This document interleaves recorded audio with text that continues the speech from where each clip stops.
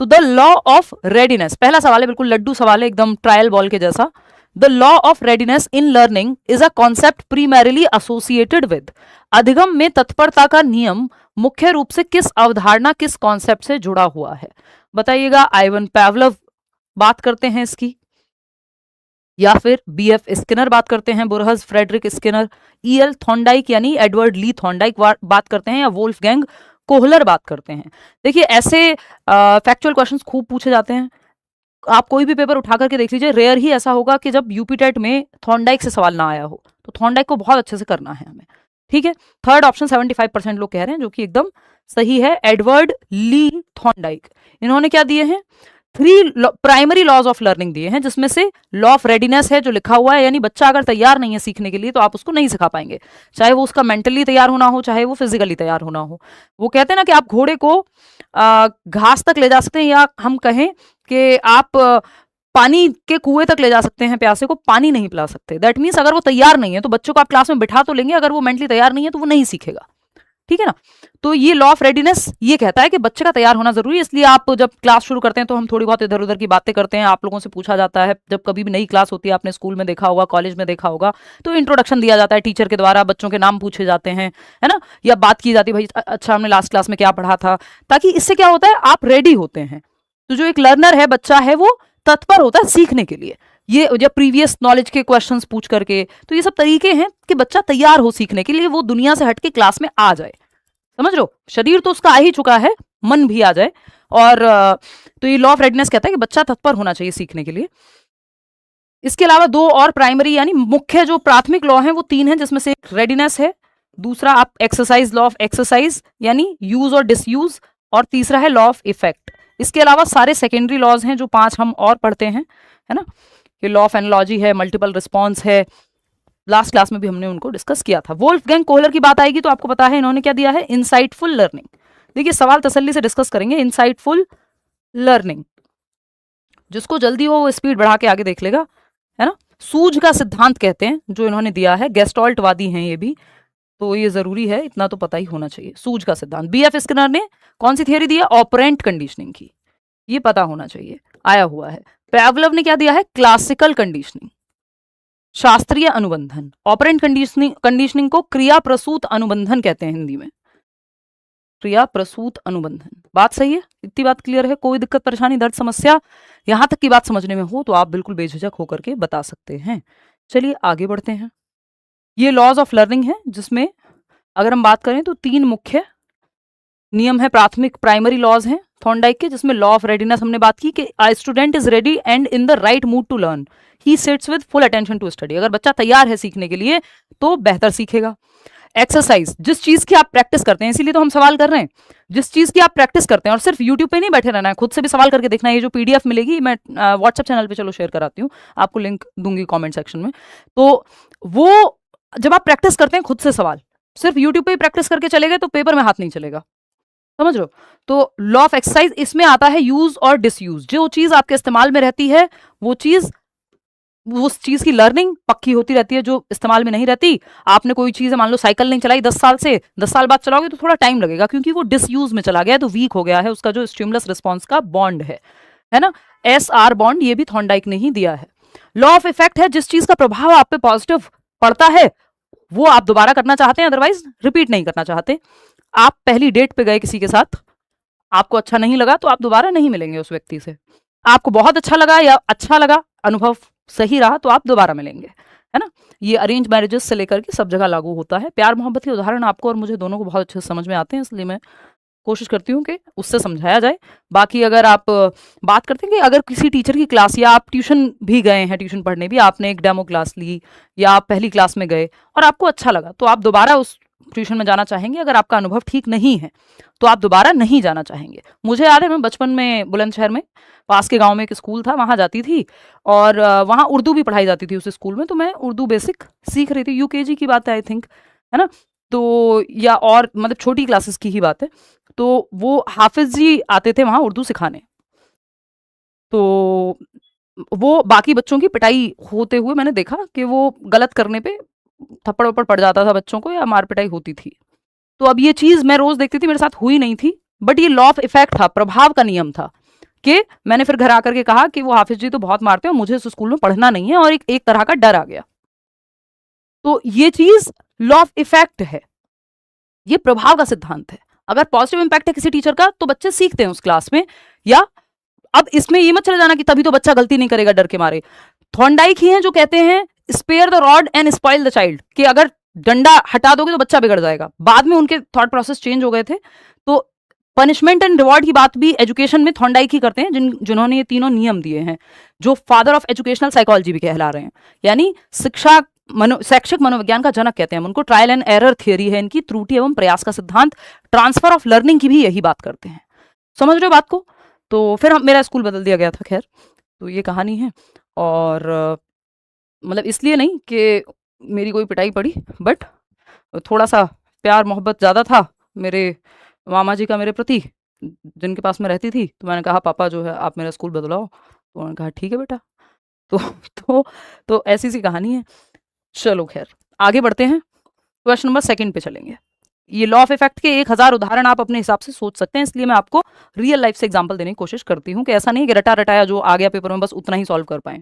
अगर नए तरीके से पूछ ले या कॉन्सेप्चुअल क्लैरिटी होगी तो आप मुश्किल से मुश्किल सवाल खुद से सॉल्व कर लेंगे।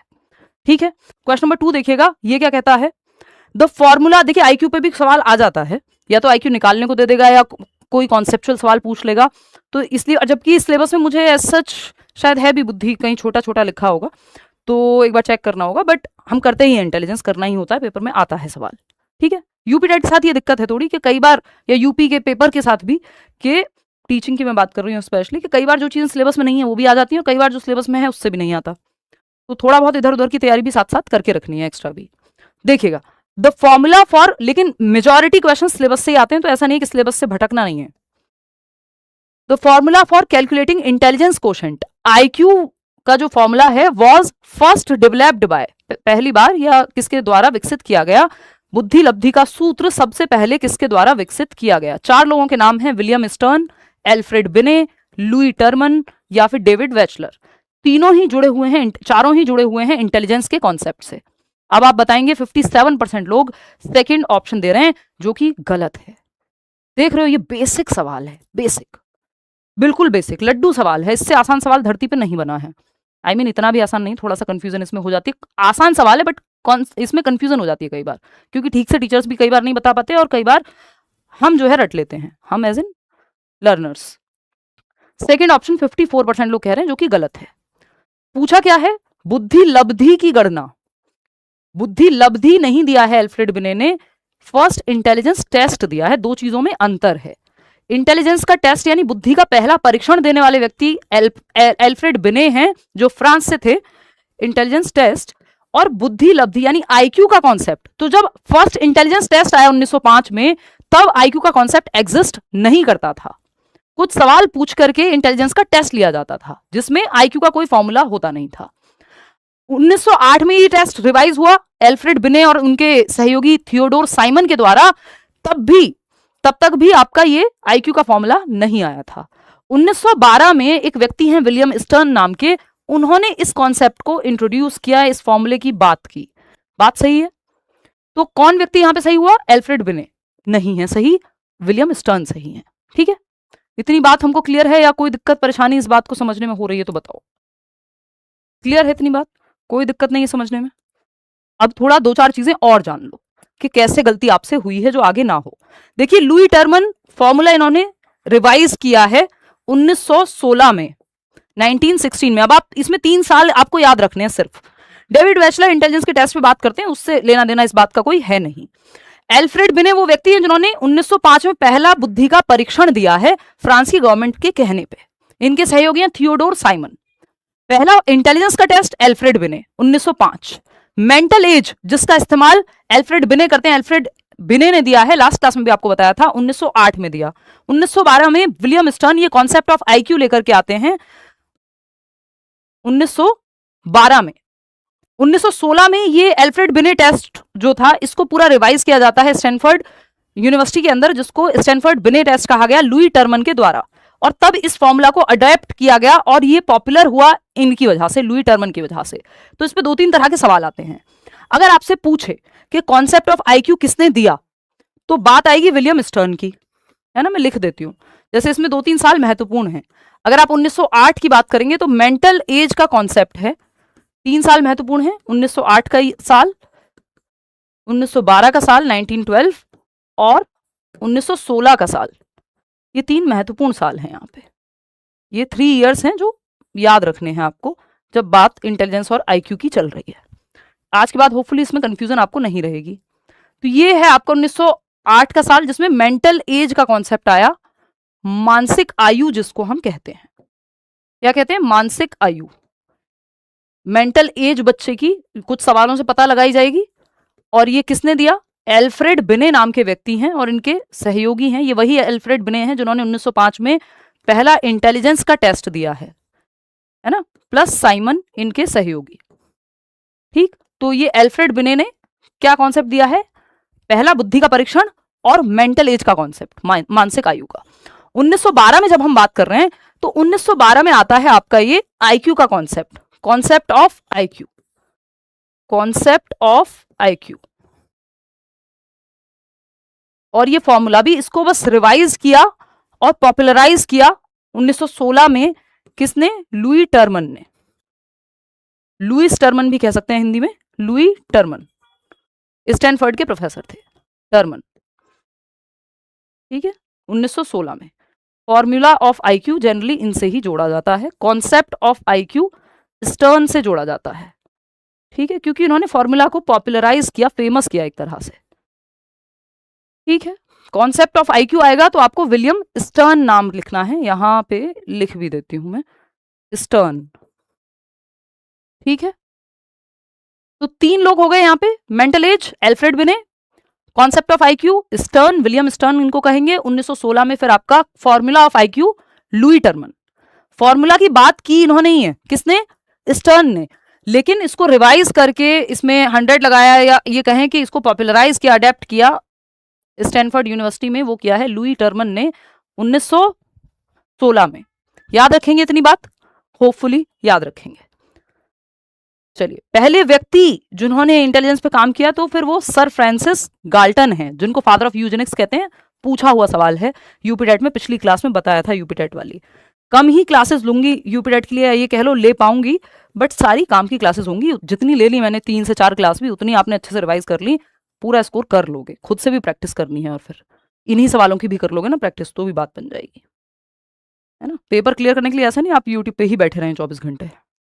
देखिए question number 3, the thematic apperception test यानी TAT was originally developed by. Previously पूछे जा चुके हैं सवाल, जो लास्ट का पेपर हुआ था उसमें या उससे लास्ट में नहीं थे, तो पर्सनैलिटी सवाल आ सकते हैं, इसलिए इंक्लूड किया है। प्रासंगिक अंतर्बोध परीक्षण मूल रूप से किसके द्वारा विकसित किया गया था? अब आप फटाक से जवाब देंगे, ये तो बिल्कुल याद रखने वाला सवाल है, इसमें ज्यादा कहानियां हम नहीं डिस्कस करेंगे। जल्दी से बताओ। सेकंड ऑप्शन 65% लोग, बिल्कुल सही जवाब, मॉर्गन एंड मुरे। मॉर्गन और मरे हस्बैंड वाइफ हैं, इन्होंने ये टेट दिया, थीमेटिक एपरसेप्शन टेस्ट। इसमें 31 टोटल कार्ड होते हैं, 30+1 कहेंगे हम। एक ब्लैंक कार्ड होता है ना, जिसके माध्यम से इन कार्ड्स को दिखा करके आपको एक्सप्लेनेशन लिखने के लिए कहा जाएगा, या इंटरप्रिटेशन से पता चलेगा कि व्यक्ति की पर्सनैलिटी में कहाँ कॉन्फ्लिक्ट्स हैं, क्या मोटिव्स हैं उसके, कैसे वो चीज़ों को देखता है, प्रॉब्लम सॉल्विंग कैसी है, पर्सनैलिटी कैसी है। पर्सनैलिटी के असेसमेंट का यानी व्यक्तित्व के आकलन के लिए टेस्ट है, मॉर्गन एंड मुरे के द्वारा बनाया गया। इन्होंने एक और टेस्ट दिया था जो आगे चल के पढ़ेंगे, जिसको कहते हैं चिल्ड्रन एपरसेप्शन टेस्ट, जो 3 से 10 वर्ष के बच्चों के लिए था, और ये 10+ ईयर्स यानी अडल्ट के लिए, 10 से अडल्ट तक, अडल्टहुड तक जो है ये टेस्ट काम करता है। ये आप आर्मी में या सीडीएस वगैरह में जो क्या बोलते हैं एसएसबी है, वहाँ पे ये सब टेस्ट का इस्तेमाल किया जाता है। पर्सनैलिटी असेसमेंट जहाँ भी होता है ये सब टेस्ट यूज़ किए जाते हैं। थीमेटिक एपरसेप्शन हो गया, रॉर्शा इंक ब्लॉट टेस्ट हो गया, जो हरमन रॉर्शा ने दिया था लास्ट क्लास में किया था, इंक ब्लॉट टेस्ट, शाही धब्बा परीक्षण बोलते हैं, ये भी पर्सनैलिटी के लिए है। ठीक है, कैटल ने जो है 16 PF दिया है, ये भी सवाल आएगा आगे, पर्सनैलिटी का ही टेस्ट है। और इन्होंने फ्लूइड और क्रिस्टल इंटेलिजेंस भी दी है। लियोपोल्ड बेलक भी इस पे काम करते हैं। तो ये आपकी एक बात हुई, ये थीमेटिक एपरसेप्शन टेस्ट है। 30 पिक्चर्स इसमें दिखाई जाएंगी, 10 male pictures, 10 female pictures, 10 both male and female. फिर आपको एक आइडिया लगाना है। 30+1 इसमें होता है, 30+1। एज उतनी मैटर नहीं करेगी, कई बुक्स में आपको कुछ और भी मिल सकती है, थोड़ा बहुत इधर उधर। इसमें 30+1 एक ब्लैंक कार्ड भी होता है जिसकी चर्चा यहाँ नहीं हो रही, तो टोटल कार्ड 31 होते हैं। चलिए खैर आगे बढ़ते हैं, इसमें बहुत ज़्यादा डिटेल में नहीं जाना क्योंकि भरोसा नहीं है पर्सनैलिटी से सवाल आएगा कि नहीं आएगा, और आएगा भी तो ऐसा ही आएगा, बिल्कुल to the point straight forward type का। क्वेश्चन नंबर 4 देखिएगा, रेट्रोएक्टिव इंटरफेरेंस, ये इन्होंने पूछना शुरू किया है पिछले 2 सालों में, जो लास्ट 2 साल के पेपर हुए। एक तो यूपी टेट हुए बहुत साल हो गए हैं, तो लास्ट 2 साल से मेरा मतलब है जब 4-6 साल पहले पेपर हुआ। तो अगर हम बात करें रेट्रोएक्टिव इंटरफेरेंस की, ये सवाल नया है, पूछने का तरीका नया है, कॉन्सेप्ट पहले भी पूछा जा चुका है, ऑफ कोर्स सिलेबस से ही है। तो retroactive interference is a psychological concept that primarily explains, प्रतिगामी हस्तक्षेप एक मनोवैज्ञानिक अवधारणा है। क्या होती है भाई मनोवैज्ञानिक अवधारणा, बताओ फटाफट। Second option, causes of forgetting. चलो खैर देख लेते हैं, सेकेंड ऑप्शन 38% लोग कह रहे हैं, जो कि सही है ना। रेट्रोएक्टिव इंटरफेरेंस क्या है, एक साइकोलॉजिकल कॉन्सेप्ट है जो एक्सप्लेन करता है भूलने के कारणों को, यानी विस्मृति के कारण को, विस्मृति के कारण को, या आप भूलते क्यों हैं उसके कारण में से एक कारण है रेट्रोएक्टिव इंटरफेरेंस, प्रतिगामी हस्तक्षेप। रेट्रोएक्टिव इंटरफेरेंस क्या कहलाता है, अभी समझेंगे इसको। देखिए रेट ऑफ लर्निंग को, इसकी बात हम मिरर ड्राइंग टेस्ट में कर चुके हैं, क्रिएटिव थिंकिंग मोटिवेशन नहीं। कॉजेज ऑफ फॉरगेटिंग, यानी कुछ बीच में अटक रहा है जिसकी वजह से आप भूल जा रहे हैं चीजें, रेट्रोएक्टिव इंटरफेरेंस है किसी चीज का। चलिए देख लेते हैं। तो retroactive interference occurs when new information learned after some old information makes it harder to recall the old information. Retrospective का मतलब होता है, रेट्रोस्पेक्ट का मतलब ही है रिफ्लेक्ट करना या फिर पीछे जाकर के देखना। जैसे सीटेट ने या टेट ने, एनसीटी ने कहा कि भाई जो ये टेट की परीक्षा है अब रेट्रोस्पेक्ट में लागू होगा कि जीवन भर के लिए आपका जो सर्टिफिकेट है वो मान्य है, वैलिडिटी है सर्टिफिकेट की, पहले सिर्फ 7 साल होती थी। तो ये रेट्रोस्पेक्ट में लागू किया, मतलब आज तक किसी ने भी 2011 से अब तक अगर यूपी टेट का या सी टेट का पेपर दिया है, दैट मीन्स उसकी वैलिडिटी लाइफ लॉन्ग हो गई। यानी पीछे जाकर के, पास्ट में जाकर के इंटरफेरेंस हो रहा है। कैसे, जो आपने नया सीखा, उस नए सीखने की वजह से आपकी पुरानी मेमोरी इंपैक्ट हो रही है ना। नया बॉयफ्रेंड बना है, भूल गए पुराने को, अब याद करने पे नंबर याद आता है या नहीं आता है। तो ये रीजन है, फॉरगेटिंग का रीजन क्या है, क्योंकि कुछ नया सीखा है जिसकी वजह से पुराने को याद रखने में दिक्कत हुई है। ठीक है ना, तो ये कॉजेज ऑफ फॉरगेटिंग है। समझ रहे हो बात को या नहीं? ये कमेंट्स आपके अटक जाते हैं, पता नहीं ये इस बार से क्या हुआ है कुछ। चलिए समझते हैं कहानी, इसको और उदाहरण से समझते हैं कि आपने नंबर बदल दिया है अपना, अपडेटेड नंबर है आपका, ये है मेमोरी बी, जो आपका आज प्रेजेंट का नंबर है। अब ये इतनी बार यूज हुआ है, आपने नया नंबर याद कर लिया है कि जो नंबर आपका सालों से था पुराना, वो अब आप याद नहीं कर पाते हैं because of this memory B. तो जो नया सीखा है, इस नए सीखने की वजह से जो पुराने को याद करने में अगर दिक्कत हो रही है, तो इसको हम कहते हैं रेट्रोस्पेक्टिव इंटरफेरेंस। यानी जो रेट्रोस्पेक्शन में पुराने पे प्रकाश डालने में दिक्कत हो रही है, इंटरफेरेंस हो रही है, बिकॉज बीच में एक मेमोरी आ रही है जो अभी रिसेंटली सीखी है आपने, या कुछ नया जो लर्न किया है। तो when you try to recall the first number, the new number interferes. बार बार जब आप नया नंबर आपको याद आने लगता है, जैसे ही आप कोशिश करते हैं पुराना नंबर याद करने की, नए वाला याद आ जाता है। क्यों? क्योंकि इट्स लाइक कि आप 2026 में अगर आ गए हैं तो अब आप 2026 ही लिखते हैं, लेकिन किसी दिन किसी चीज पे, कहीं किसी जगह पे डेट डालनी हुई, तो बाय डिफॉल्ट आपने 2026 डाल दिया, मान लो डालना था 1997। समझ रहे हो? क्यों? क्योंकि ये आप एक्टिवली, आपके दिमाग में यही चीज चल रही है। खैर आगे बढ़ेंगे, तो ये रीजन ऑफ फॉरगेटिंग में आता है क्योंकि मेमोरी में इंटरफेरेंस हो रहा है किसी एक रेट्रोस्पेक्टिव चीज की वजह से। Who classified personality into introvert and extrovert. Personality को, व्यक्तित्व को अंतर्मुखी और बहिर्मुखी प्रकारों में किसने वर्गीकृत किया है? Sigmund Freud, Carl Jung, Kretschmer, William James. बताइए जरा फटाफट से, ये तो 1 वर्ड आंसर है, इसमें आप आंख बंद करके जो है जवाब दे देंगे। हाँ, यूंग ने दिया है, बिल्कुल 52% लोग सही जवाब दे रहे हैं, कार्ल यूंग। वैसे तो जुंग लिखते हैं इनको, बट ये प्रोनाउंसिएशन इनका यूंग है ना। ये कुछ कंट्रीज में यही वाली अंग्रेजी चलती है। कार्ल यूंग इंट्रोवर्ट और एक्सट्रोवर्ट टाइप की पर्सनैलिटी इन्होंने दी है। एम्बीवर्ट हम खुद मान लेते हैं, वो बाद में आए हुए प्रकार हैं या जोड़े हुए प्रकार हैं। इन्होंने कहा ये इंट्रोवर्जन और एक्सट्रोवर्जन जो है, एक्सट्रोवर्ट बहिर्मुखी, इंट्रोवर्ट्स जो थोड़े से खुद तक सीमित रहते हैं, कम इंटरेक्ट करते हैं या ज्यादा पार्टीज में लोगों में मिलने जुलने में भीड़ में जाने में बहुत इंटरेस्टेड नहीं है, आउट गोइंग नहीं होते, बहुत ज्यादा अपने में रहना ज्यादा पसंद करते हैं, थोड़े से शाय भी कह सकते हो आप। एक्सट्रोवर्ट्स जिनको हर टाइम पार्टी चाहिए, पार्टी एज इन लोग चाहिए, अकेले इनको कह दो सोलो ट्रिप पे चले जाओ परेशान हो जाएंगे, है ना, जिसको हम कहते हैं बोर आ जाएंगे एकदम आम भाषा में। क्यों? क्योंकि इनको चाहिए लोग आसपास, एक्सट्रोवर्ट्स को जनरली। ये तो जस्ट एक उदाहरण हुआ। बेसिकली एक्सट्रोवर्ट्स की एनर्जी आती है बाहर सोशलाइज करने से, इंटरेक्ट करने से, घुलने मिलने से, लोगों से कनेक्ट करने से। इंट्रोवर्ट्स अपने स्पेस में रह करके ज्यादा थोड़े से बेहतर या अपने आप को एनर्जाइज्ड महसूस करते हैं। अब देखिएगा कोई कितना भी एक्सट्रोवर्ट है तब भी ये चीजें क्या है, स्पेक्ट्रम पे एग्जिस्ट करती हैं। ऐसा नहीं है कि कोई इंट्रोवर्ट है तो उसमें कोई लक्षण आपको एक्सट्रोवर्ट का नहीं मिलेगा, एक्सट्रोवर्ट है तो इंट्रोवर्ट का कोई लक्षण नहीं मिलेगा। ये सब स्पेक्ट्रम पे एक स्केल पे एग्जिस्ट करते हैं। हो सकता है आप इतने एक्सट्रोवर्ट हो सकता है आप इधर इंट्रोवर्जन की तरफ ज्यादा हो, तो इट डिपेंड्स कि मेरी बोलने की जो सारी इच्छाएं हैं आप लोगों के सामने पूरी हो जाती हैं। इतने साल में इतना बोला है, हजारों लाखों घंटे, पता नहीं कैलकुलेशन भी नहीं है, हजारों में तो सेशंस हैं, है ना। तो वो अब ऐसा हो गया है कि जहां जरूरत लगती है बहुत मन होता है, या जब क्लास नहीं हुई, क्लास के बाद बोलने का मन नहीं करता है क्योंकि खर्च हो गया यहाँ पे एक्सट्रोवर्जन वाला पार्ट, है ना। तो ये खैर मजाक की बात हुई। कार्ल यूंग यही कह रहे हैं इंट्रोवर्ट और एक्सट्रोवर्ट दो तरह के पर्सनैलिटी टाइप हैं और ये एक स्केल पे एग्जिस्ट करते हैं। ऐसा नहीं है कि कोई क्लियर कट लेबल है कि कुछ लोग एक्सट्रोवर्ट के पैमाने पे ज्यादा होंगे, कुछ इंट्रोवर्ट के। ठीक है, चलिए आगे बढ़ते हैं, समझते हैं। क्वेश्चन नंबर 6 देखिएगा, the physical development of a child that proceeds from the head downward the toes is known as. बिल्कुल इसी तरह का सवाल या इस टॉपिक पे सवाल आ चुका है सीटेट में, तो आपको ये ध्यान रखना। सीटेट नहीं, यूपीटेट में, यूपीटेट का सवाल है ये, इतना शॉर्ट सवाल।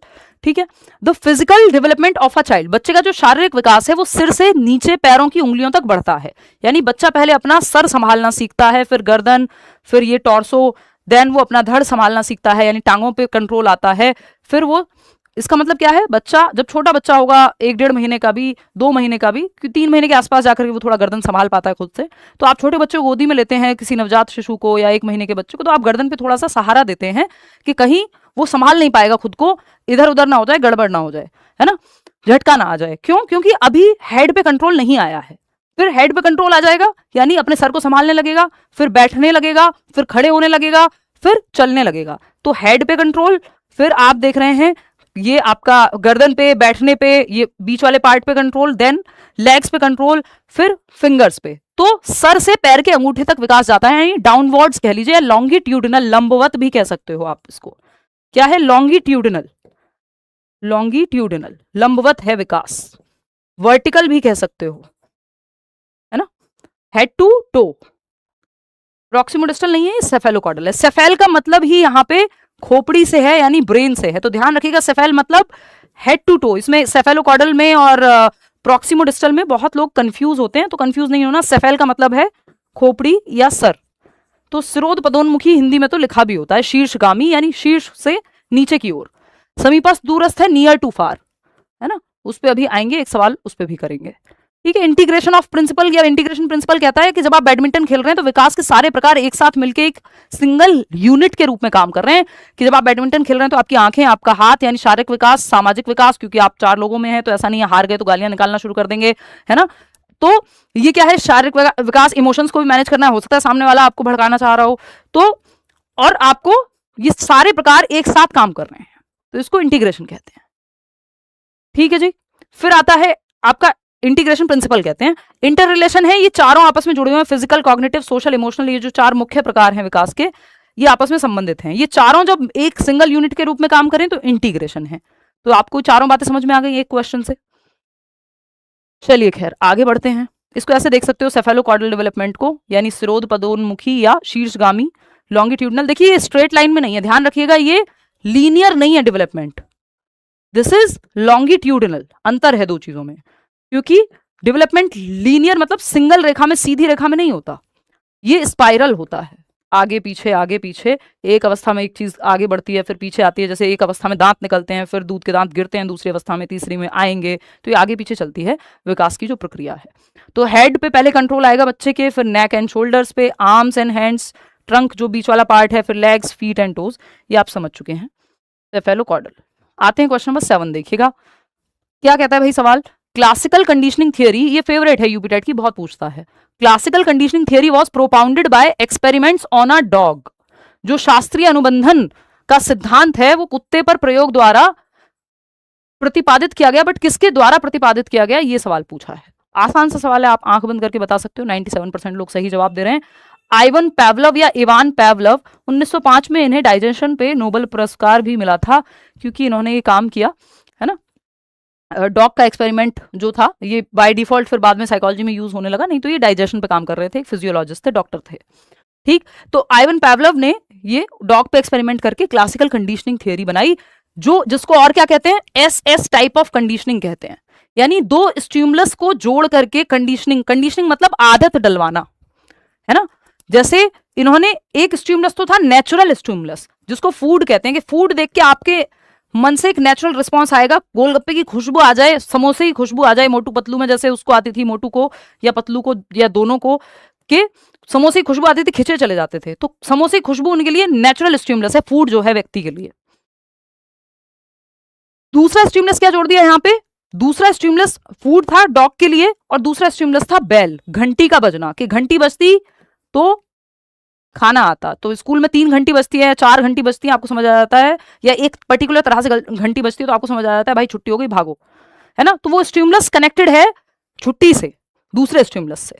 ठीक है, तो स्टिमुलस क्या है, कोई भी ऐसी चीज जो आपसे प्रतिक्रिया एक्सपेक्ट करे, जो आपसे रिस्पॉन्स निकलवाए। जो थॉर्नडाइक की थियरी है उसको हम क्या कहते हैं, ये भी पूछा हुआ सवाल है, पूछ सकता है, और आपको पता भी होना चाहिए। ये लास्ट क्लास में भी बताया होगा, नहीं बताया हो तो सुन लेना। SS, SR, RS ये सब क्या है समझ लो। थॉर्नडाइक ने SR बॉन्ड दिया है, स्टिमुलस रिस्पॉन्स यानी उद्दीपक अनुक्रिया का सिद्धांत। जो पैवलव की थियरी है उसको SS बॉन्ड की थियरी कहते हैं, यानी दो स्टिमुलस को जोड़ा, जैसे फूड और घंटी की आवाज को। जो ऑपरेंट कंडीशनिंग है जिसको दिया है स्किनर ने, थॉर्नडाइक की थियरी को ट्रायल एंड एरर, त्रुटि एवं प्रयास का सिद्धांत, पैवलव की थियरी को क्लासिकल कंडीशनिंग, शास्त्रीय अनुबंधन कहते हैं, और स्किनर की थियरी को ऑपरेंट कंडीशनिंग कहते हैं। ऑपरेंट कंडीशनिंग बोले तो RS टाइप ऑफ कंडीशनिंग, यानी रिस्पॉन्स पहले आता है, चूहा जो है उस पर एक्सपेरिमेंट है, और बाद में स्टिमुलस यानी खाना बाद में प्रेजेंट होता है। ठीक है ना। इसमें रेट पे प्रयोग है, और एक शेपिंग करके एक और कॉन्सेप्ट होता है इसमें, जिसपे पिजन पे भी प्रयोग है इनका, स्किनर का। ऐसे ही पैवलव का डॉग पे है एक्सपेरिमेंट, इनका बिल्ली यानी कैट पे है थॉर्नडाइक का।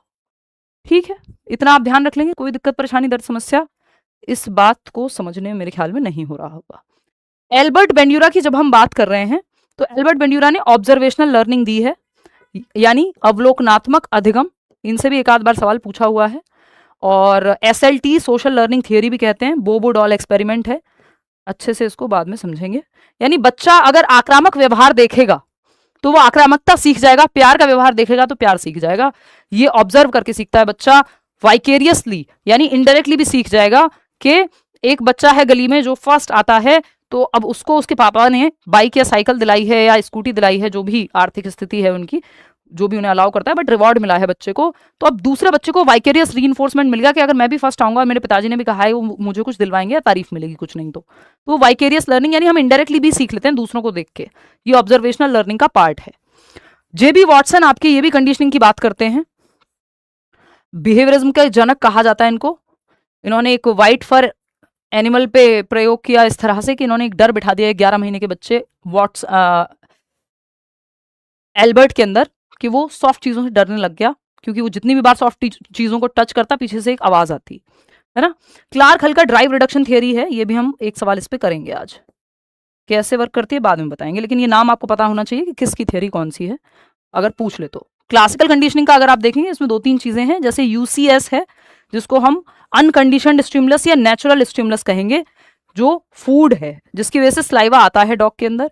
एक आर्टिफिशियल स्टिमुलस है जिसको घंटी कहेंगे, जिसको बाद में CS कंडीशनड स्टिमुलस में बदल दिया जाता है है ना। फिर आपका जो CS है, घंटी बजने से ही मुंह से लार आने लगती है, चाहे खाना आए या ना आए। पहले सिर्फ फूड से आती थी, तो ये फूड जो कि स्टिमुलस था नेचुरल, उसको रिप्लेस कर दिया है घंटी ने, यानी एक आर्टिफिशियल स्टिमुलस ने। तो बेल प्लस फूड का जो कॉम्बिनेशन है, इससे रिस्पॉन्स आ रहा है मुंह से लार का आना। ठीक है, तो सिर्फ घंटी से जब लार आ जा रही है, घंटी बजती खाना आता, घंटी बजती खाना आता, अब सिर्फ घंटी बजेगी तो मुंह से लार आ जाएगी, क्योंकि कुत्ते को लग रहा है कि खाना आएगा। ठीक है ना। चलिए खैर आगे बढ़ेंगे। क्वेश्चन नंबर 8 देखिएगा, ये क्या है भाई। If a 10-year-old child has the mental as of 12-year-old। एक और IQ का बड़ा प्यारा सा सवाल है एंड में कहीं, क्योंकि मैं ये देख रही थी PPT तो मुझे याद आया। तो बहुत ही अमेजिंग सा सवाल है, बस वो थोड़ा दूर है, तो उसको जरूर करेंगे, उससे आपका पता लग जाएगा कि लास्ट क्लास में जो हमने IQ की पूरी टेबल पढ़ी थी वो कंसेप्ट आपका क्लियर हुआ कि नहीं हुआ, है ना। थोड़ा अच्छा सवाल है वो। 59-69% लोग थर्ड ऑप्शन कह रहे हैं, जो कि देखिए आपको पता है IQ का फॉर्मूला क्या है, लास्ट क्लास में भी डिस्कस किया था। माँ वा से याद रख सकते हो, यानी मेंटल एज अपॉन में मैं का से याद रख सकते हैं हिंदी मीडियम वाले, CA M में अपॉन में CA इंटू 100। मेंटल एज दी हुई है, मानसिक आयु 12 साल, क्रोनोलॉजिकल एज 10 साल है, यानी जितने साल का बच्चा है धरती पे आए जितने साल हो गए वो क्रोनोलॉजिकल एज या वास्तविक आयु कहलाती है। 100 से गुणा करोगे, आपको पता है ये 10 बार जाएगा, सीधा 120 आ गया, जो कि आप लोग सही जवाब दे भी रहे हैं। 100 से गुणा करना नहीं भूलना है। कई बार IQ दे देगा और मेंटल एज पूछ लेगा, तीनों में से कोई एक चीज पूछ सकता है, या तो M में पूछ लेगा, या CA पूछ लेगा, या IQ पूछ लेगा, बाकी की दोनों चीज दे करके आपको क्वेश्चन में एग्जामिनर जो है। क्वेश्चन नंबर 9 देखिएगा। The Bhatia battery test is widely used in India to measure which of the following. Bharat में भाटिया बैटरी परीक्षण व्यापक रूप से निम्नलिखित में से किसको मापने के लिए उपयोग किया जाता है। बैटरी का मतलब होता है मल्टीपल टेस्ट हैं किसी चीज में, है ना। बैटरी ऑफ क्वेश्चंस मतलब मल्टीपल क्वेश्चंस हैं, जब वो बैटरी कहला रही है, बेसिकली सेट ऑफ क्वेश्चंस कह सकते हैं। बिल्कुल सही जवाब है इसका इंटेलिजेंस। जो भाटिया बैटरी टेस्ट है वो बुद्धि परीक्षण के लिए इस्तेमाल में आता है। अब आपको बहुत हार्डकोर इंटेलिजेंस टेस्ट नहीं पढ़ने बैठ जाना है, ये कुछ ऐसे फैक्चुअल क्वेश्चंस हैं जिनको आप डायरेक्ट क्वेश्चंस से ही पढ़ लें, ताकि दिमाग में चीजें रहें, क्योंकि ये आ भी सकते हैं और नहीं भी आ सकते। अगर इस तरह का सवाल है, जैसे ये भाटिया बैटरी का हो गया, या कुछ और पर्सनैलिटी के सवाल हो गए, जिनकी गारंटी नहीं है कि उस तरह से आएंगे, बट पूछ लेता है। लेकिन IQ का कॉन्सेप्ट हो गया, उस पर एक सवाल पूछ लेता है, या इंटेलिजेंस के बारे में एक सवाल पूछ लेता है। ठीक है, इंटेलिजेंस टेस्ट पे उतना कुछ नहीं है कि पूछे ही पूछे, कभी पूछ ले तो पूछ ले टाइप्स, तो आपको ऐसे ही ध्यान रखनी है। तो ये भाटिया बैटरी टेस्ट इंटेलिजेंस का टेस्ट है, बुद्धि के लिए यूज किया जाता है, बुद्धि के मापन के लिए। और ये नॉन वर्बल टाइप का टेस्ट है, यानी एक तो होते हैं वर्बल टेस्ट ऑफ इंटेलिजेंस जिसमें भाषा का प्रयोग हो, लिखने पढ़ने का, तो ये नॉन वर्बल है भाटिया बैटरी टेस्ट। इसमें बोलने का या वर्बल भाषा का इस्तेमाल नहीं होगा कि आपको भाषा पढ़नी है या बोलनी है, इसमें चित्रों का इस्तेमाल होगा। तो आप देख रहे हैं इस तरह का एक IQ टेस्ट लिया जाएगा आपका, जिसमें इंटेलिजेंस का टेस्ट होगा बेसिकली, और जिसके माध्यम से आपका एक स्कोर आ जाएगा कि आप ये कंप्लीट कर पा रहे हैं या नहीं। यहाँ पे स्टार है, यहाँ पे ट्राइंगल है, यहाँ पे स्टार है, यहाँ पे ट्राइंगल है, तो पता है आपको कि यहाँ स्टार ही आएगा। तो ये ऐसे सीरीज ऑफ क्वेश्चंस अलग अलग पिक्चर्स के माध्यम से पूछे जाते हैं, जिसके माध्यम से आपका ये टेस्ट या IQ का पता लगता है। कोई कह रहा है कि थियोरी की मैराथन करा दो, चलो सारी थियोरीज एक दिन करा दूंगी, डोंट वरी। मतलब मैं कोशिश करूंगी, अभी मेरे से कमिटमेंट मत लेना इस बात का, क्योंकि जो माइग्रेन की वजह से मैं बहुत ज़्यादा क्लासेस नहीं ले पाई हूँ, लेकिन मेरी कोशिश है जितने भी सेशन कराए जा रहे हैं ना UP टेट के लिए, उतने कर लो, काफ़ी हेल्प हो जाएगी। विल सी अगर ये कर सकते हैं तो। अकॉर्डिंग टू लेव वाइगोत्स्की के according the difference between what a child can do independently and what they can do with guidance is called. भाई वाइगोत्स्की के अनुसार बच्चा जो स्वतंत्र रूप से इंडिपेंडेंटली कर सकता है और जो वो किसी की मदद के साथ कर सकता है, गाइडेंस के साथ कर सकता है, इसके बीच के अंतर को क्या कहा जाता है। देखो वाइगोत्स्की और प्याजे इस बार सिलेबस में हैं आपके, प्याजे से पहले भी क्वेश्चंस पूछे गए, बट आसान क्वेश्चन होते हैं UP टेट वाले, थोड़े से वो एकदम फैक्चुअल टाइप के क्वेश्चन होते हैं। वाइगोत्स्की से बहुत ज्यादा सवाल नहीं है, लेकिन आपको पढ़ के जाना है क्योंकि सिलेबस में है तो पूछा जा सकता है। एक भी सवाल पूछा और फ्री का नंबर चला गया तो दिक्कत हो जाएगी। बिल्कुल सही जवाब कितने लोग दे रहे हैं? 74%। क्या आंसर क्या है इसका? ZPD है। ये मैंने बहुत बार सेम भाषा में आपको बताया है कि the difference between what a child can do independently and what a child can do with help, इसके बीच का जो अंतर है वो ZPD है, वो दायरा है। ये ZPD जो है, एक चीज है जो बच्चा खुद से कर सकता है, एक है जो कर ही नहीं सकता, उसके रीच के बाहर है। एक जो ये बीच वाला गोला है ये ZPD है। ये जो डिफरेंस है कि जो वो खुद से कर सकता है इंडिपेंडेंटली और जो वो हेल्प से कर सकता है, यानी यहां तक पहुंच सकता है, इन दोनों के बीच के डिफरेंस को ही हम जोन ऑफ प्रॉक्सिमल डेवलपमेंट कहते हैं, कि ये वो दायरा है जहां मदद मिल जाए तो बच्चा यहां तक पहुंच सकता है। जैसे आप 30 नंबर ला सकते हैं 30 में से, बशर्ते आपको मदद मिल जाए टीचर से, चाहे वो बैच से मिले, यूट्यूब के क्वेश्चन से मिले। तो ये जो गैप है, जहां आप मान लो 15 नंबर खुद से आ रहे थे आपके, 15 और कोचिंग से आ गए, तो ये दोनों के बीच के जो गैप है, इसी को ZPD कहते हैं, कि सहायता से समीपस्थ विकास का क्षेत्र, यानी आपकी प्रॉक्सिमिटी है, आपका डेवलपमेंट इस एरिया तक हो जाएगा यदि मदद मिल जाए। स्कैप फोल्डिंग को टेम्परेरी हेल्प कहते हैं, कि जब तक आप साइकिल चलाना नहीं सीख जाते तब तक कोई आपको पीछे से पकड़ता है साइकिल सिखाने के लिए। जब तक आप पेन पकड़ना नहीं सीख जाते तो आपको कोई हेल्प करके पेन पकड़ता है, कलर कराता है, आपकी माताजी, पिताजी, वॉटएवर। मोर नॉलेजेबल अदर, वो व्यक्ति जो आपसे ज्यादा जानता हो किसी पर्टिकुलर एरिया में, उससे आप सीख सकते हैं। जैसे यहाँ मैं पेडागोजी में आपकी हेल्प कर रही हूँ, तो मैं आपके लिए मोर नॉलेजेबल अदर हो गई। हो सकता है कल को मुझे कोई और सब्जेक्ट पढ़ना हो जिसमें आप ज्यादा जानते हो, तो आप मेरी मदद करते हैं, तो वहां आप मोर नॉलेजेबल अदर हो गए। ऐसा वाइगॉत्स्की कहते हैं। एज मैटर नहीं करती वाइगॉत्स्की के लिए, आप बच्चे से भी सीख सकते हैं, डिपेंड करता है बस वो चीज वो आपसे ज्यादा जानता हो। जैसे आजकल बड़े लोग छोटे बच्चों से फोन वगैरह चलाना सीखते हैं, क्यों? क्योंकि वो मोर नॉलेजेबल अदर हैं, उस फील्ड में ज्यादा जानते हैं उनसे। पीयर ट्यूटरिंग, यानी बच्चे आपस में एक दूसरे को सिखा रहे हैं, सहपाठी शिक्षण, ये भी वाइगॉत्स्की का ही कॉन्सेप्ट है ना। चलिए सेकंड ऑप्शन हो गया सही। आगे बढ़ेंगे, क्वेश्चन नंबर 11।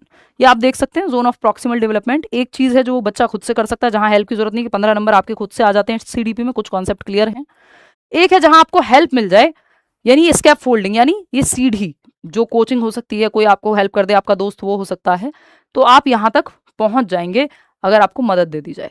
एक इसके बाहर का दायरा है जो आप कर ही नहीं सकते, चाहे मदद दे दी जाए या ना दे दी जाए, कल को साइंटिस्ट नहीं बन जाएंगे, ठीक है। मतलब डिपेंड करेगा, अलग अलग व्यक्ति के लिए अलग अलग चीजें हैं। साइंटिस्ट जरूरी नहीं है कि कल को मदद से विराट कोहली बन जाए, समझ रहे हो ना। तो कुछ चीजें दायरे के बाहर हैं। क्वेश्चन नंबर 11 देखिएगा, the hierarchy of needs theory of motivation which includes basic biological instincts was given by, यानी आवश्यकताओं का पदानुक्रम या आवश्यकताओं का अनुक्रम, 5 लेवल की इसमें आवश्यकताएं हैं, और ये ह्यूमनिज्म यानी मानवतावाद से आती है थियोरी। एब्राहम मैस्लो इसका सही जवाब है, 69% लोग सही जवाब दे भी रहे हैं। अब ध्यान में रखिएगा, ऐसा नहीं है इंस्टिंक्ट पढ़ा कह दिया मैकडूगल है। मैकडूगल 14 इंस्टिंक्ट से 14 इमोशंस को जोड़ते हैं। दो चीजों में अंतर है कि इंस्टिंक्ट से कौन इमोशन को जोड़ता है, वो मैकडूगल हैं। लास्ट जो यूपीटेट की क्लास ली थी उसमें बहुत डिटेल में डिस्कशन हुआ था इस पे। एब्राहम मैस्लो की बात करोगे तो ये हायरार्की ऑफ नीड्स है, जिससे एक लेवल से दूसरे लेवल पे जाने की मोटिवेशन व्यक्ति में आती है। 5 लेवल्स हैं ऐसे, है ना। और इन्होंने क्या कहा है, which includes basic biological instincts, इसके अंदर आता है बायोलॉजिकल इंस्टिंक्ट्स भी, जैविक मूल प्रवृत्तियां भी। वो क्या होती हैं? व्यक्ति की भूख, सोना, रिप्रोडक्शन, इस तरह की नीड्स, स्पेशली हंगर, स्लीप, ये तो एकदम शारीरिक आवश्यकताएं हैं हमारी, ये हमारी सर्वाइवल नीड्स हैं एक तरह से। इनके बिना हम जीवित नहीं रह सकते। बिना सोए कैसे जीवित रहोगे, है ना, बिना खाए कैसे जीवित रहोगे। तो एब्राहम मैस्लो। अब इसके एक्सेप्शंस मत ले आना कि फलाने बाबा जी हैं जो वहां बैठे हुए हैं हिमालय पे, 40 दिन तक खाया नहीं है उन्होंने। तो एक्सेप्शंस हमेशा हर थियरी में मिलते हैं, है ना। चलिए खैर, तो ये एक बात हुई। एब्राहम मैस्लो आपका हायरार्की ऑफ नीड्स, 5 लेवल्स हैं, इसमें भी डिस्कस करेंगे। मैकडूगल का इंस्टिंक्ट की थियरी हो गई जो इमोशंस से जुड़ी हुई है। BF स्किनर आपको पता है, ऑपरेंट कंडीशनिंग या चूहे वाला जो एक्सपेरिमेंट है, ठीक है। RS type of conditioning, Sigmund Freud का जनरली थियरी आपसे पूछी नहीं जाती है, बट ये साइकोडायनेमिक, साइकोसेक्सुअल और आपकी साइको एनालिटिकल थियरी है। मनोविश्लेषणवाद का सिद्धांत दिया सिगमंड फ्रॉइड ने। आगे बढ़ते हैं, मैस्लोज हायरार्किकल नीड्स की अगर हम बात करें तो ये 5 लेवल हैं। पहला स्तर है फिजियोलॉजिकल नीड्स, शारीरिक आवश्यकताएं, रोटी कपड़ा मकान टाइप की नीड, कि मतलब आपकी शारीरिक आवश्यकताएं पूरी होती रहें। आप सर्वाइवल, इनके बिना आपका संभव नहीं है, कि खाना ना मिले, पानी ना मिले, ठंड में एक छत ना मिले, ज्यादा दिन तक सर्वाइव नहीं कर पाएंगे। अब वो आपका अपना घर है या नहीं वो एक अलग कहानी, वो सेफ्टी नीड में आएगा। सेकंड लेवल की जो नीड्स है वो है सेफ्टी नीड्स, कि एक बैंक बैलेंस भी हो। जब आपको पता है रोटी कपड़ा मकान है क्लियर, तो अब आपको बैंक बैलेंस भी चाहिए, सरकारी नौकरी भी चाहिए, ये सेफ्टी नीड्स हैं, है ना। शारीरिक आवश्यकताएं जब पूरी हो जाती हैं तो इंसान मोटिवेटेड होता है सेकंड लेवल पे जाने में, जो कि सेफ्टी नीड्स है। फिर थर्ड है लव एंड बिलोंगिंगनेस, यानी अब आपको पता है कि आपकी शारीरिक आवश्यकताएं पूरी हैं, सर्वाइवल इंश्योर्ड है, कल भी खाना मिल जाएगा, और सेफ्टी भी है, आपके बैंक बैलेंस भी है, आपकी एक सरकारी नौकरी भी लग गई है। अब आपको चाहिए प्यार, है ना। जिंदा रहने के लिए सनम तेरी कसम एक मुलाकात जरूरी है, तो आपको ये सब याद आने लगता है। फिर लव एंड बिलोंगिंगनेस की याद आ जाती है। अब आप कहेंगे हम में से कई लोगों का तो जी अभी रिलेशनशिप चल रहा है, हम तो रोमांटिक रिलेशनशिप में हैं, बस नौकरी का इंतजार कर रहे हैं। ऐसा कैसे हो पा रहा है? क्योंकि आपकी कहीं ना कहीं आपको पता है कि कल भूखे नहीं मरोगे। अगर ये हो कि कल खाना कहाँ से आएगा, तो सारा प्यार व्यार भूल जाओगे, खाने की तलाश में लग जाओगे, है ना। तो क्योंकि वो पिताजी ने, माताजी ने, वॉटेवर, या किसी भी तरह से आप उतने कंफर्ट जोन में हैं कि जहां आपकी फिजियोलॉजिकल नीड्स पूरी हो रही है, सेफ्टी इतनी है कि शेर आके खा नहीं जाएगा, जंगल में नहीं बैठे हो, है ना। तो ये सेफ्टी नीड्स फुलफिल हो रही है। जहां भी वॉर चल रहा है जिस भी कंट्री में, वहां सेफ्टी नीड्स वायलेट हो रही है उन लोगों की इस समय, तो उन्हें बहुत ज्यादा प्यार मोहब्बत याद नहीं आ पाएगा उस समय एटलीस्ट। अगेन हर थियरी के एक्सेप्शन है, तो उस पर मत जाइएगा। फिर आता है फोर्थ, एस्टीम नीड्स, यानी अब आपको चाहिए इज्जत, फुल इज्जत चाहिए अब आपको समाज में, क्योंकि बाकी तीनों चीजें मिल रही हैं। तो अब आपको जिस सरकारी नौकरी में आप हैं उससे बेहतर में जाना है, क्योंकि उसमें ज्यादा इज्जत है, ज्यादा रुतबा है, वॉटेवर। फिर आप नेक्स्ट लेवल पे जाते हैं, सेल्फ एक्चुअलाइजेशन, जब आपकी ये वाली नीड भी फुलफिल हो जाती है, चार लोग जानते भी हैं, सिक्योरिटी भी है, इज्जत भी है, वॉटेवर, मेडल भी है, अब डिग्री भी है, वॉटेवर, सब कुछ फुलफिल्ड है यहाँ तक चारों लेवल का। तो आप पांचवें लेवल पे फिर पहुंच पाते हैं। बहुत कम लोग, 1-2% लोग यहाँ पहुंच पाते हैं, नहीं तो यहीं खा पी के खेल कूद के लोग समाप्त हो जाते हैं। सेल्फ एक्चुअलाइजेशन है कि मैं हूं कौन, मैं किस लिए बना हूं, मेरा हाईएस्ट पोटेंशियल क्या है। तो यहाँ पे आप एक्सप्रेशन की बात करते हैं, है ना। ये सारी नीड्स तो हो गई फुलफिल। क्यों पढ़ा रही हूँ फिर आपके सामने, अच्छा लगता है एक्सप्रेस करके। ये काम जो है ये कहीं ना कहीं पर्सनैलिटी से अलाइंड है ना, कि ये एक्सप्रेशन हेल्प करता है खुद को एक्सप्रेस करने में। तो सेल्फ एक्चुअलाइजेशन और भी बहुत सारी चीजें, है ना। हु एम आई, ये सवाल भी यहीं आएगा, भाई मैं हूं कौन, स्पिरिचुअलिटी की याद भी आ जाएगी, किस लिए बना हूं, फिलॉसफी आने लगती है जब पेट भर जाता है। तो ये यहाँ पे, हालांकि मैं इस बात से थोड़ा सा डिसएग्री करती हूँ, बट उस पर नहीं जाएंगे। जनरल आम भाषा में यही है, ऐसा ही होता है मैक्सिमम लोगों के लिए, कुछ एक्सेप्शंस हैं, उनकी बात अलग है। तो खैर ये हुई हायरार्की ऑफ नीड्स। आगे बढ़ेंगे, क्वेश्चन नंबर 12 देखिएगा। When a DElEd student teaches a small lesson of 5 to 10 minutes to a tiny group of 5 to 6 peers to practice a specific teaching skill like questioning, it is an application of। बहुत अच्छा सवाल है, आपके syllabus में दिया हुआ है। ये टॉपिक बोलूंगी नहीं तो आप सीधा जवाब दे दोगे। जब एक डीएलएड का छात्र किसी विशिष्ट शिक्षण कौशल, जैसे प्रश्न पूछना, क्वेश्चनिंग एक स्किल है, टीचिंग की बहुत सारी स्किल्स हैं, उनमें से सवाल पूछना एक स्किल है, एक कौशल है, का अभ्यास करने के लिए 5 से 6 साथियों के छोटे समूह को 5 से 10 मिनट तक पढ़ाता है।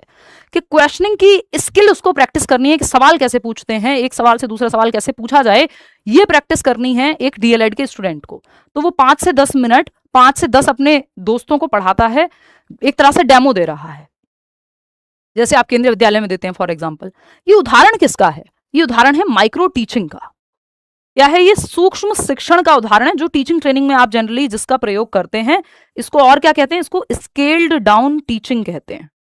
क्या कहते हैं, स्केल्ड डाउन टीचिंग, यानी आपने स्केल को डाउन किया है। एक होता है बड़े स्केल पे किसी चीज को करना, कि 500, 1000 या 30-40 बच्चों की पूरी बड़ी क्लास। स्केल्ड डाउन सूक्ष्म शिक्षण में क्या है, 5 से 10 बच्चे 5 से 10 मिनट के लिए पढ़ाना, है ना। तो स्टूडेंट के साइज को भी कम कर दिया, जहां 30 से 40 बच्चे होते हैं वहां 5 से 10 ले लिए। और क्या है, टाइम को, जैसे आधे घंटे का या 40 मिनट का पीरियड होता है स्कूल में, आपने 5 से 10 मिनट में एक छोटा सा टॉपिक पढ़ाया, ठीक। तो ये माइक्रो टीचिंग कहलाती है। ये टीचिंग स्किल्स को प्रैक्टिस करने के लिए हेल्पफुल होती है। एक माइक्रो टीचिंग साइकिल में, अभी पढ़ेंगे हम साइकिल, कितने आप स्किल्स प्रैक्टिस करते हैं, तो एक टाइम पे एक स्किल को प्रैक्टिस किया जाता है। कि भाई अब 5 से 10 मिनट का सेशन है, इसमें मैं क्वेश्चनिंग स्किल प्रैक्टिस करूंगा, या एक स्टिमुलस वेरिएशन का स्किल होता है कि आप पॉजेस कहाँ लेंगे, जेस्चर्स कैसे होंगे आपके, ये सब। तो ऐसी बहुत सारी स्किल्स हैं। एनसीईआरटी के अकॉर्डिंग 19 स्किल हैं। बी के पासी जो इंडिया में माइक्रो टीचिंग को लेकर के आए, उनके अकॉर्डिंग आपकी 14 स्किल्स हैं if I am not wrong, तो, और 13 हैं ड्वाइट एलन, जिन्होंने ये कॉन्सेप्ट स्टैनफोर्ड यूनिवर्सिटी में दिया था।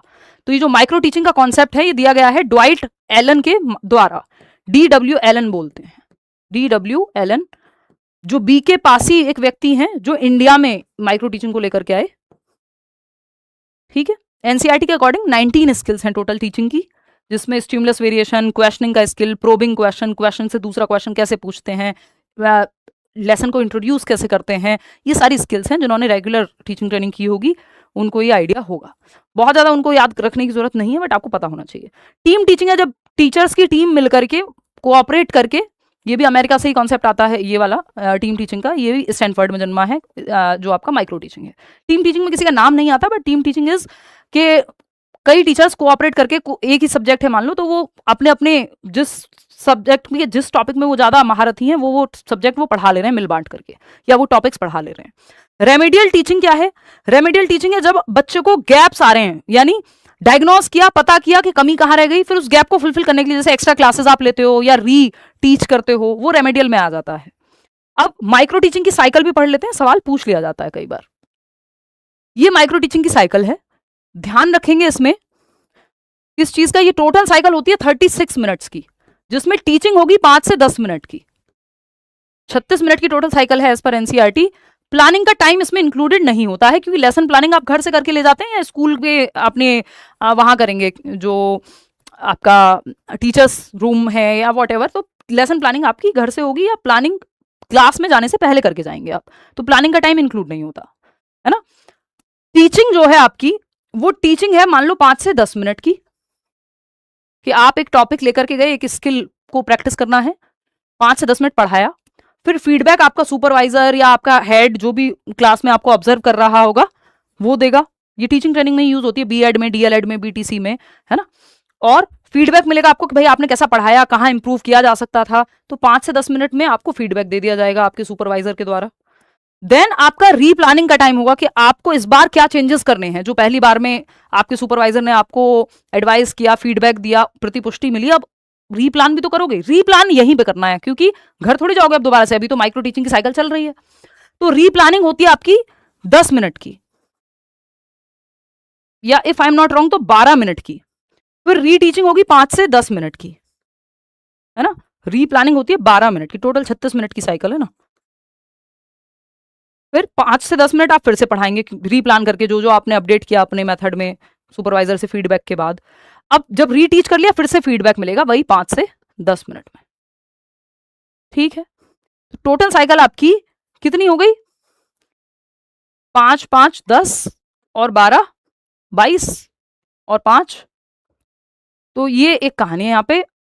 आई थिंक इसमें 6 मिनट का टाइम इंक्लूड कर लेना, तो ये 36 मिनट एग्जैक्टली बन जाएगा। वो 5 से 10 मिनट आइडिया के लिए है, जैसे आपको क्वेश्चन में दिया हुआ था। जनरली आप देखेंगे तो ये 6 मिनट का यहाँ फीडबैक, फिर 12 मिनट का रीटीच, तो ये हो गए 24 मिनट, रीटीच अगेन फिर 6 मिनट, 24 और 6 30, और रीफीडबैक अगेन आपका 6 मिनट, तो 36 मिनट की टोटल साइकिल आपकी 36 मिनट्स की हो गई, ठीक है। वो 5 से 10 मिनट, 5 से 10 स्टूडेंट्स, वो कहने के लिए कहा जाता है। अलग अलग साइकिल्स हैं, बट ये साइकिल सबसे फेमस है जो 36 मिनट वाली है ना। तो ये एक बात है जिसको आप ध्यान में रखेंगे। बाकी 5 से 10 मिनट के लिए पढ़ाना, 5 से 10 बच्चों को पढ़ाना, ये स्केल डाउन टीचिंग कहते हैं हम इसलिए इसको, कि कम समय, नॉर्मल बड़े स्केल की जगह छोटा कर देते हैं हर चीज को, कि 40 मिनट का पीरियड है तो उसको 5 से 10 मिनट का कर दिया, 40 बच्चों की क्लास है तो उसको 5 से 10 मिनट का कर दिया। क्लास टेस्ट जैसा ही है भाई ये, क्योंकि सारे सवाल जो है एकदम फ्रेश ही हैं, बस टॉपिक वही हैं जो होने चाहिए। क्वेश्चन नंबर 13 देखिएगा, shaping is an important teaching method directly derived from. Shaping जो है वो एक टीचिंग मेथड है जो डायरेक्टली डेराइव्ड है कहां से? रूप निर्धारण या आकृतिकरण एक महत्वपूर्ण शिक्षण पद्धति है जो सीधे किस थियरी से ली गई है? अब आप बताएंगे फटाफट से, अभी मैंने मेंशन भी किया था थोड़ी देर पहले, आपको याद हो तो जल्दी से बताओ।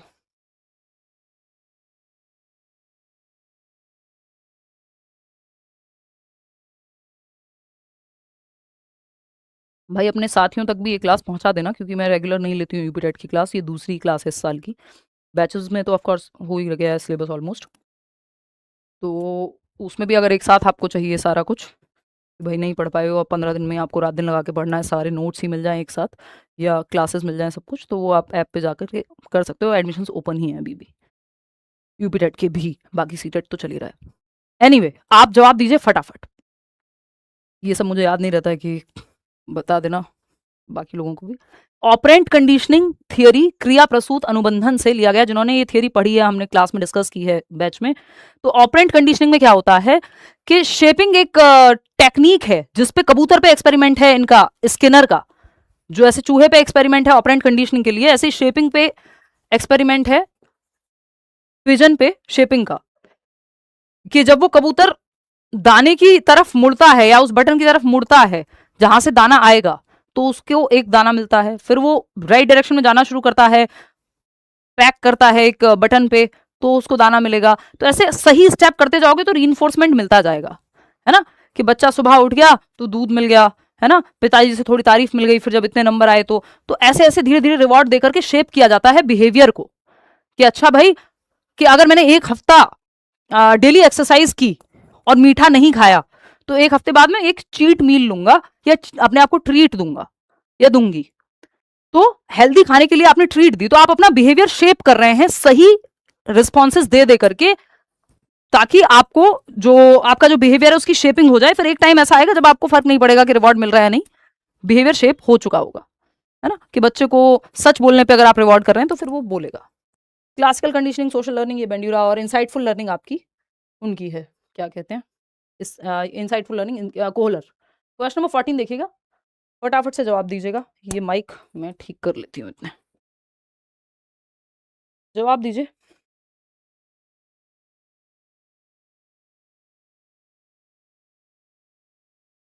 सेकंड ऑप्शन 89% लोग कह रहे हैं, देखते हैं भाई। 89%, 87% लोग सेकंड ऑप्शन कह रहे हैं। आसान सवाल है वैसे, बट आपको जवाब सही ही देना है। बाकी के 13% क्यों नहीं दे पा रहे हैं सही जवाब, बस मुझे ये जानने में इंटरेस्ट है मेरा, बताओ।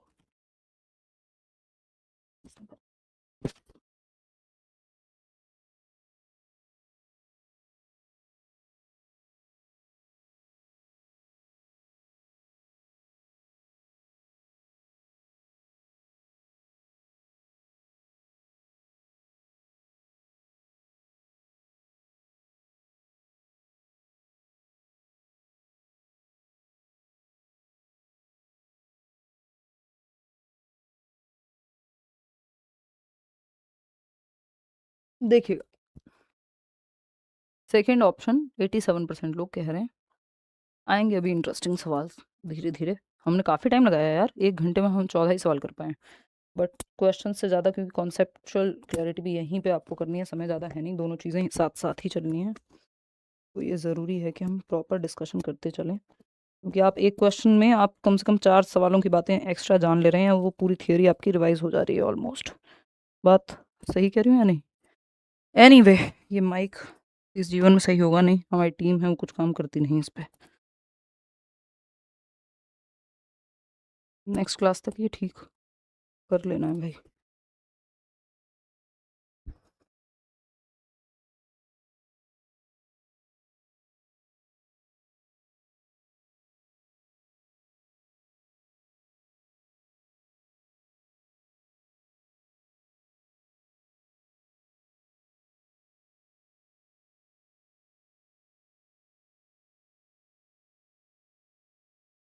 देखिएगा, हाँ वेरी गुड, शाबाश, यही करते रहेंगे कल तक अब हम।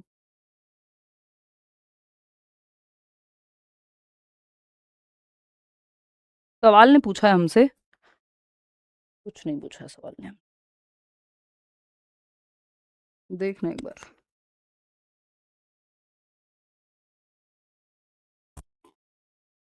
सवाल ने पूछा है, the theory of multiple intelligences, यानी बहुबुद्धि का जो सिद्धांत है, जिसने आर्ग्यू किया या चैलेंज किया सिंगल जनरल इंटेलिजेंस को, कि बुद्धि जनरल इंटेलिजेंस होती है उस तरह से देखना, जो जनरल और स्पेसिफिक इंटेलिजेंस की बात जो है आपके चार्ल्स स्पीयरमैन करते हैं। तो ये हावर्ड गार्डनर ने कहा कि बुद्धि कई प्रकार की होती है, MI, multiple intelligence, frames of mind, 8 types of intelligence, ठीक है, तो इसमें तो आपको क्लैरिटी ही है। जॉय पॉल गिलफर्ड हैं जो स्ट्रक्चर ऑफ इंटेलेक्ट, SOI देते हैं, 3D इंटेलिजेंस दी है इन्होंने, बस नाम याद रख लेना, कुछ नहीं पता यूपीटेट में किसका नाम पूछ ले। LL थर्स्टन ने ग्रुप फैक्टर थियरी दी है इंटेलिजेंस की, है ना। ये सब थियरीज अब जनरली हम नहीं पढ़ते क्योंकि उतना पूछी नहीं जाती, बट नाम पता होने चाहिए आपको, किसकी वजह से, यूपीटेट की वजह से, क्योंकि किसका नाम पूछ ले आपको नहीं पता।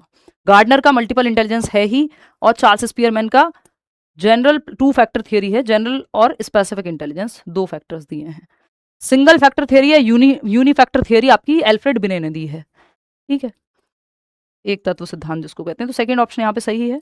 ये गार्डनर का बहुबुद्धि प्रकार है, 8 प्रकार की इंटेलिजेंस है, कोई भाषा में अच्छा है, कोई मैथ्स में अच्छा है, कोई नेचर के साथ अच्छा है, कोई लोगों के साथ अच्छा है, ऐसे ही आपके 8 प्रकार हैं। क्वेश्चन नंबर 15 देखिएगा, 16 personality factor 16 PF questionnaire was created by. Personality के असेसमेंट के लिए 16 फैक्टर्स का एक पैमाना बनाया गया, क्वेश्चनियर बनाया गया, वो किसके द्वारा बनाया गया, जिसको हम 16PF टेस्ट भी कहते हैं। क्या है 16PF टेस्ट, आप बताएंगे अब फटाफट। 16PF टेस्ट किसने दिया है, सिंपल बात, तो Raymond B Cattell, RB Cattell ने ये 16PF टेस्ट दिया है इंटेलिजेंस का। इंटेलिजेंस का नहीं, एक्चुअली पर्सनैलिटी का टेस्ट है, 16 पर्सनैलिटी फैक्टर्स। तो पर्सनैलिटी का टेस्ट है 16PF, तभी बोलते हैं उसको पर्सनैलिटी फैक्टर्स। ये 16 अलग अलग किसी शाइनेस, ये वो मतलब ऐसे 16 फैक्टर्स हैं जिसका ये पैमाना बनाया गया है। गॉर्डन ऑलपोर्ट इंफीरियोरिटी और सुपीरियोरिटी कॉम्प्लेक्स की बात करते हैं। हेंस आइजेंक के अपने टाइप्स हैं, इंट्रोवर्जन, एक्सट्रोवर्जन, और तीसरा है एक वो अलग अलग स्केल है बेसिकली। कार्ल रॉजर्स ह्यूमनिज्म की बात करते हैं, है ना, ये कॉन्ग्रुएंसी की बात करते हैं पर्सनैलिटी में। आगे बढ़ेंगे, क्वेश्चन नंबर 16 देखिएगा। Hermann Ebbinghaus is famous for his pioneering experimental research in the field of. Hermann Ebbinghaus किस क्षेत्र में अपने अग्रणी प्रायोगिक शोध के लिए प्रसिद्ध हैं। अब इन पर इनडायरेक्टली क्वेश्चन प्रीवियसली पूछा जा चुका है। सेकंड, ऐसे डायरेक्ट नहीं, हाँ आप सही जवाब दे रहे हैं। मेमोरी एंड फॉरगेटिंग पे इनका काम है हरमन एबिंगहॉस का। वो आप पढ़ते हैं ना लर्निंग कर्व्स, तो उनकी भी ये बात करते हैं कि कैसे व्यक्ति कितने समय में कितना भूल जाता है, इस पे भी इन्होंने कर्व दिया है मेमोरी एंड फॉरगेटिंग का भी, कि आप अगर रिवाइज नहीं करते हैं तो वो एक हफ्ते बाद 50% भी नहीं बचता। तो रिवीजन इसलिए मैं बार बार बोलती भी हूँ कि बहुत महत्वपूर्ण है। तो स्मृति और विस्मृति, याद रखने और भूलने पे इनका काम है। और लर्निंग कर्व की भी ये बात करते हैं कि हम कैसे सीखते हैं, कितना सीखते हैं, कितना भूलते हैं, हरमन एबिंगहॉस। ठीक है, आगे बढ़ेंगे नेक्स्ट क्वेश्चन पे। क्वेश्चन आपका है next, animal intelligence, animal learning नहीं, एनिमल इंटेलिजेंस नाम की एक पुस्तक है थॉर्नडाइक की, बट इतना नहीं पूछना चाहिए, बिल्कुल आउट ऑफ द वे चले जाएंगे, बट यूपीटेट है तो बता दिया है। According to Sigmund Freud, the instinctual part of the mind that operates on the pleasure principle, यानी माइंड का वो इंस्टिंक्चुअल पार्ट जो मूल प्रवृत्ति पे का हिस्सा है, जो आनंद के सिद्धांत पर काम करता है कि मौज आनी चाहिए, बाकी सब जाए तेल लेने, कि मूवी देखने का मन है मूवी देख लेते हैं, पेपर जाए तेल लेने, देखा जाएगा। तो ये जो सिर्फ मजा सीख करता है या मौज या आनंद या प्लेजर प्रिंसिपल पे काम करता है, इसको बिल्कुल थर्ड ऑप्शन 38% होगी सही जवाब दे रहे हैं, इड या इदम कहते हैं। ये प्लेजर प्रिंसिपल पे काम करता है। ईगो है जो रियलिटी पे काम करती है कि भाई कोई बात नहीं, जब बहुत अच्छा हफ्ते भर पढ़ाई करेंगे तो संडे को या सैटरडे को एक कोई अच्छी वीडियो देख लेंगे या एक मूवी देख लेंगे, ब्रेक के तौर पे, रिवॉर्ड के तौर पे। वो भी जैसे जैसे पेपर आएगा तो पेपर के टाइम पे नहीं देखेंगे, पढ़ेंगे जितना हो सकेगा। तो ये रियलिटी प्रिंसिपल है कि मन का भी हो गया थोड़ा सा कि भाई ठीक है, जब पूरे दिन अच्छे से पढ़ाई की तो रात को 15 मिनट रील देख लिया, अगर रील का इतना ही शौक है तो ये रियलिटी है। ईगो रियलिटी पे काम करता है कि मन का भी हो जाए, यानी प्लेजर प्रिंसिपल भी बैलेंस हो गया, और सुपर ईगो होती है जो मॉरलिटी प्रिंसिपल पे काम करती है कि जो सही है वही करना है, कि भाई एग्जाम है पढ़ना ही है, ये सब मौज मस्ती के चक्कर में मत रहो। ये ईगो है। ये पर्सनल एंजॉयमेंट पे जो फोकस करेगा वो इड है ना। चेतना, वो मन के 3 प्रकार भी इन्होंने बताए, कॉन्शियस माइंड, सबकॉन्शियस और अनकॉन्शियस। इतना डिटेल में नहीं जाना, बट बेसिक आइडिया आपको सबका ही होना चाहिए। अगर पर्सनैलिटी से पूछा तो पूछ सकता है, अदरवाइज पर्सनैलिटी से सवाल ही ना आए, मैं तो ये चाहूंगी, क्योंकि अब पिछले जो 2 पेपर हुए हैं उसमें मेरे ख्याल में पर्सनैलिटी सवाल नहीं आया है, और सिलेबस में भी नहीं है पर्सनैलिटी, बट यूपी टेट है, इनका जो मन कर जाए। तो ये मैं आपको बता चुकी हूँ, टाइप्स ही हैं। क्वेश्चन नंबर 18 देखिएगा, the physical development principle where growth proceeds from the centre of the body, जो वृद्धि है वो सेंटर से बॉडी के आउटवर्ड जाती है, एक्सट्रीमिटीज तक, सीमाओं तक। नियर टू फार भी बोलते हैं इसको, नियर टू फार या सेंटर से पेरिफेरी, यानी केंद्र से सीमाओं की ओर या पास से दूर की ओर। पास किसके, सेंटर के, बॉडी के। इसको समीपस्थ दूरस्थ क्रम बोलते हैं, प्रॉक्सिमो डिस्टल ट्रेंड बोलते हैं 82% लोग। अगर ये हेड टू टो होता तो ये सेफेलोकॉर्डल हो जाता, हेड टू टो। ये विकास की दिशाएं हैं दोनों, प्रिंसिपल ऑफ डायरेक्शन में आता है ये, विकास के दिशा के सिद्धांत में, कि एक सेफेलोकॉर्डल दिशा है, दूसरी प्रॉक्सिमो डिस्टल दिशा है ना। जनरल टू स्पेसिफिक के बच्चा पहले हाथ से ही, प्रॉक्सिमो डिस्टल में होता है पहले कंधों पे कंट्रोल आया, फिर बाहों पे कंट्रोल आया, फिर हाथों पे आया, फिर फिंगर्स पे आया, कि बच्चा पहले जिस पेन को उठाने में पूरा दोनों हाथों का प्रयोग करता है, पूरे हाथ का प्रयोग करता था, अब सिर्फ उंगली और अंगूठे के माध्यम से पेन पकड़ पाता है। तो ये भी प्रॉक्सिमो डिस्टल या जनरल टू स्पेसिफिक या क्रॉस टू फाइन भी इससे जुड़ा हुआ है, स्थूल से सूक्ष्म गतिक कौशल की जो हम बात करते हैं। स्पेसिफिक टू जनरल कुछ नहीं होता, जनरल टू स्पेसिफिक होता है। ये तो कोई बात यहाँ पे हुई नहीं है, कॉन्टिन्यूस तो होती ही है ग्रोथ। क्वेश्चन नंबर 19 देखिएगा, वो तो कहेगा लाइफ लॉन्ग पूछेगा तब कॉन्टिन्यूस कहना। The word gestalt is a German term that translates most closely to. जो शब्द है गेस्टॉल्ट, ये लर्निंग थ्योरी से संबंधित है, तो इसको तो पढ़ लेना है ना, क्योंकि इंसाइटफुल लर्निंग से क्वेश्चन पहले आया हुआ है, प्रीवियसली पूछा हुआ है। ठीक है, सवाल 50 के 50 करने, चाहे कल दिन में देख लेना।